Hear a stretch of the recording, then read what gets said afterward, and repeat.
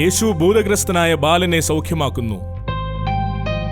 ലൂക്കോസ് 9:37 മുതൽ 43 വരെ.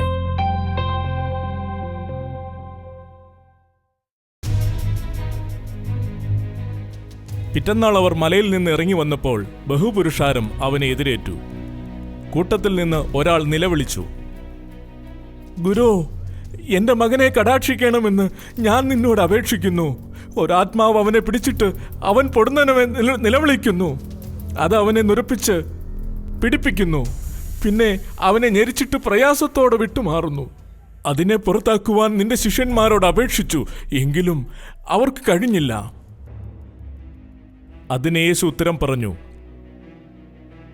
അവിശ്വാസവും കോട്ടവുമുള്ള തലമുറയെ, എത്രത്തോളം ഞാൻ നിങ്ങളോടുകൂടെ ഇരുന്ന് നിങ്ങളെ സഹിക്കും? നിന്റെ മകനെ ഇവിടെ കൊണ്ടുവരിക.